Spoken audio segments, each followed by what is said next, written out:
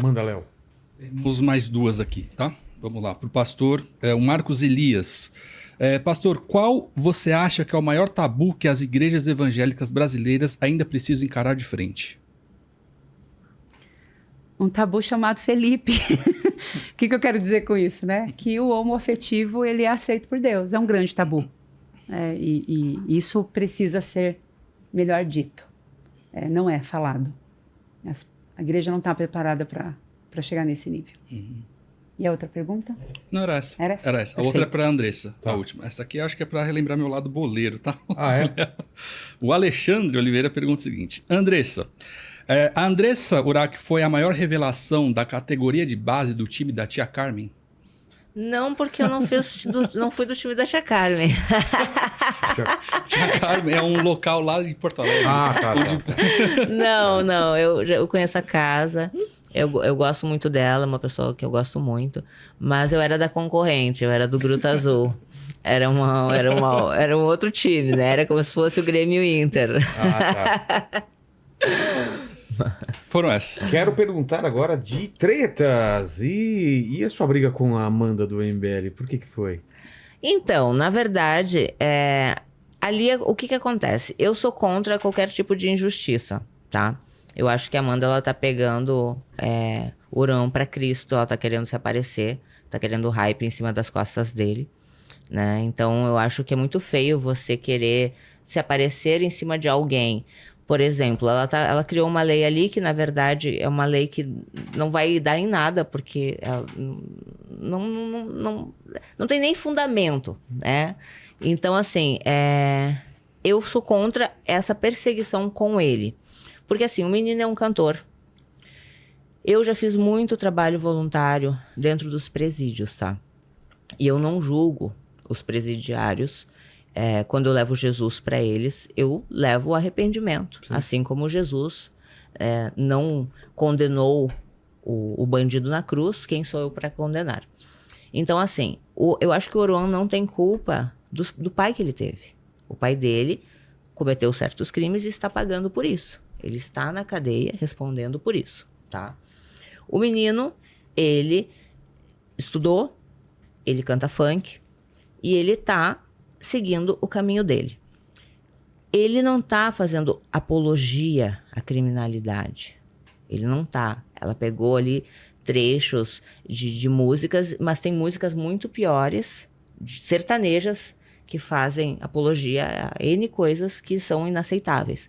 Então eu acho que o que ela fez está sendo muito feio. Ela tá perseguindo um menino que tem tantas coisas pra gente se preocupar, sabe, Vilela, no nosso país, que eu acho tão feio quando alguém tenta menosprezar alguém por causa da cultura dele. Porque, assim, o funk é uma cultura, né?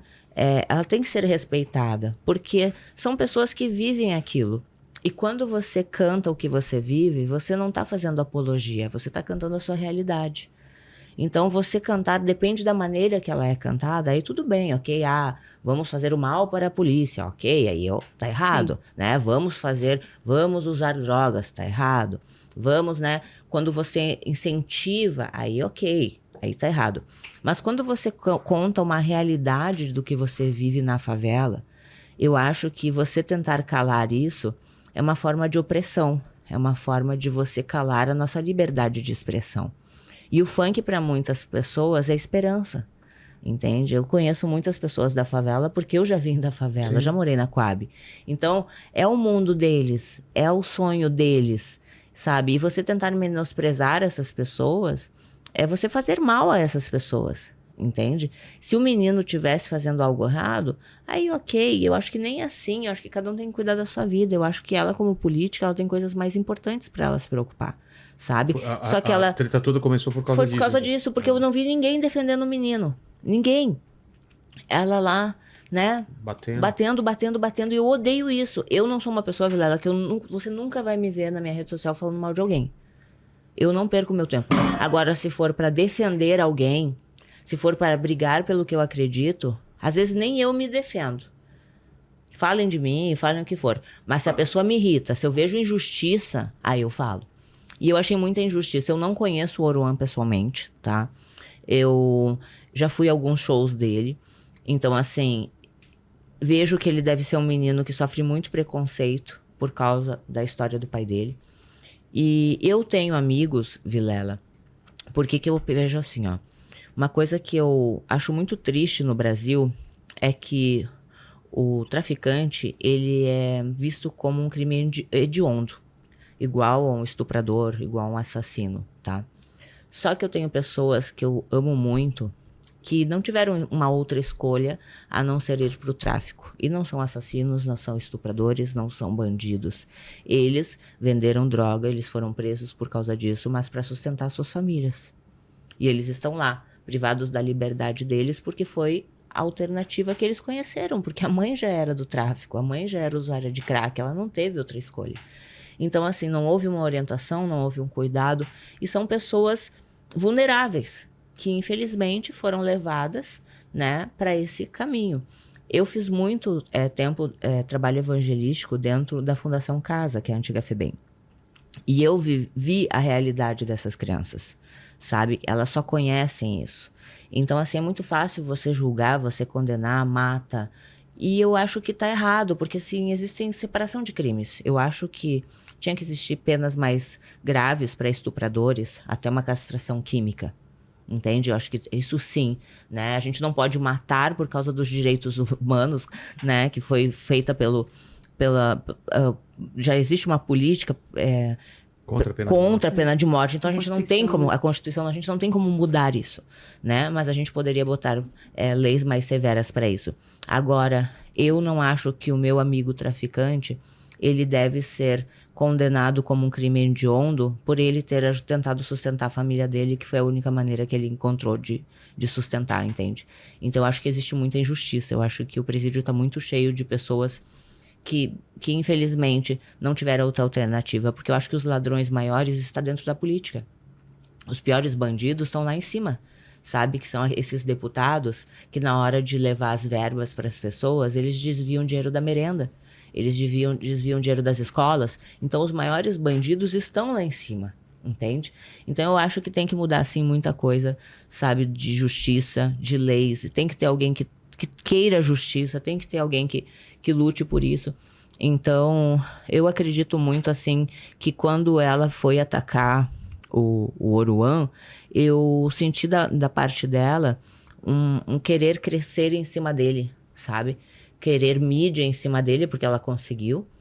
Porque ela já fez uma lei que não vai ser aprovada, porque está fora da Constituição ali, já é inconstitucional. O que ela criou já é inconstitucional. Na verdade, parece que essa lei já até existe, né? Você não pode fazer porque ela já está tudo errado ali o que ela fez, entendeu? Já é inconstitucional, não tem como ser aprovada. Mas ela, sabendo disso, ela quis criar esse hype em cima. E eu odeio injustiça, sabe? Mesmo sem o conhecer, eu imagino a dor dele, de ele não conseguir cantar o funk dele, ele não conseguir ter respeito e admiração das pessoas por causa do peso das escolhas do pai dele, entende? Então eu me vi ali como, tipo, poxa, ninguém vai defender o menino? Ninguém tem coragem de defender o menino? Ele, sabe, não tem ninguém com voz porque o pai dele tá preso, sabe? De repente a mãe dele não pode, não tem voz. Então assim, eu sei que eu não sou ninguém. Ele nem me conhece. Eu nem o conheço, mas eu senti... E aí eu questionei ela. Eu disse, só que é engraçado, tá? Ela não me justificou como é que o patrimônio dela cresceu em 2 anos.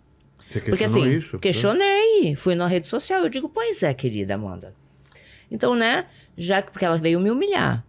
Ela veio me humilhar, falou, colocou minhas falas, me humilhou. Que não estudou, que não sei o quê, toda, né? Aí eu fiquei pensando, pois é, engraçado, né? Ela quis me humilhar porque eu defendi o Oruan.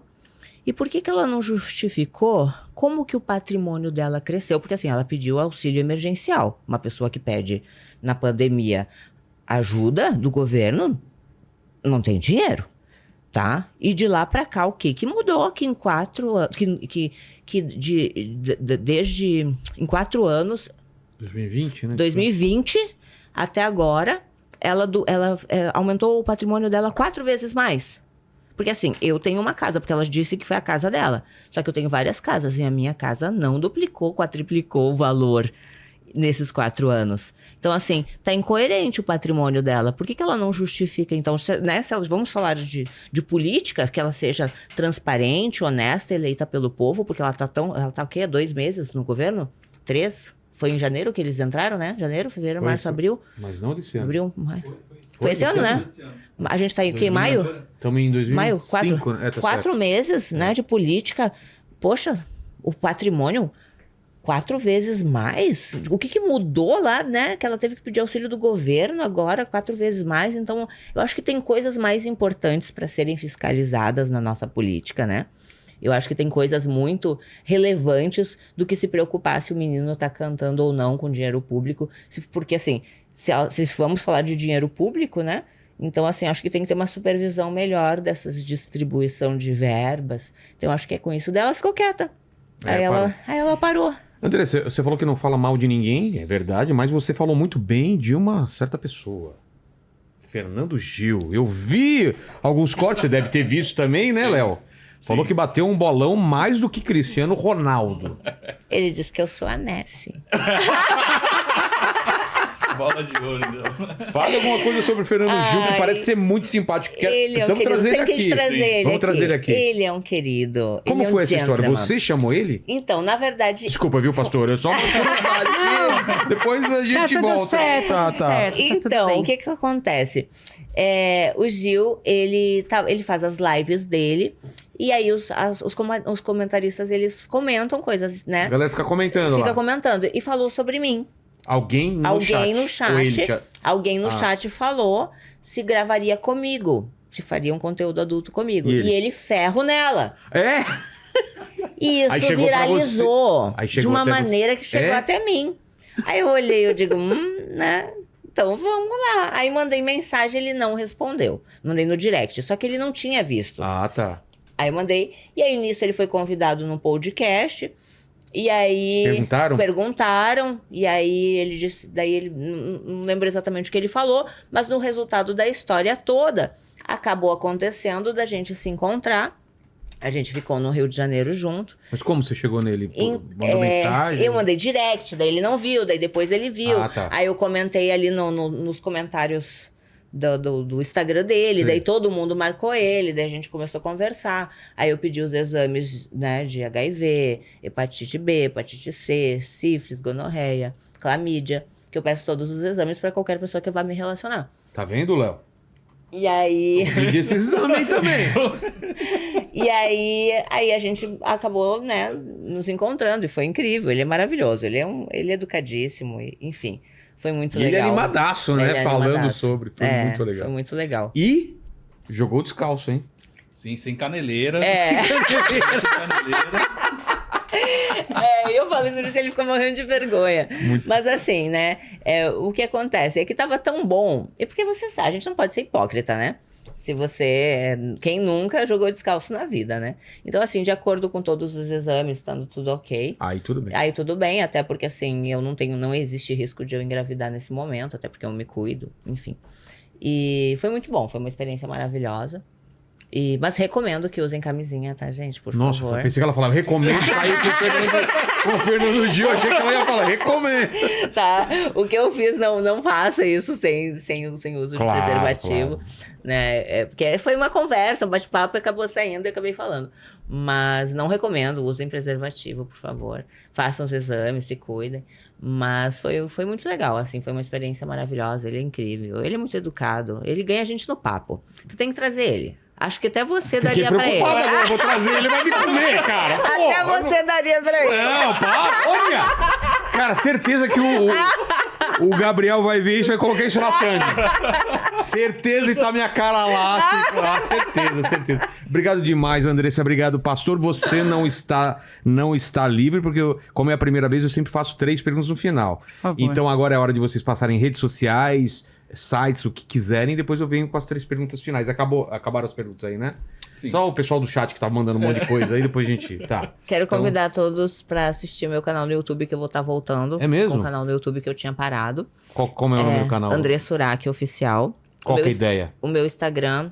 Na verdade, eu vou trazer mais a minha vida, tá? O dia a dia. Mais um reality da minha vida, porque as pessoas têm muita curiosidade Verdade, de me né? acompanhar, de saber o que eu A faço, rotina. o que tem na minha bolsa, o que eu como, a minha rotina, vir aqui, É. né? Os bastidores. Então, eu vou estar colocando isso tanto no Instagram quanto no YouTube. E aí, as minhas redes sociais é Andressa Urach Oficial, tanto o Instagram quanto YouTube. Urach é URACH. Tá no nome do Isso. aqui do E vídeo. continuo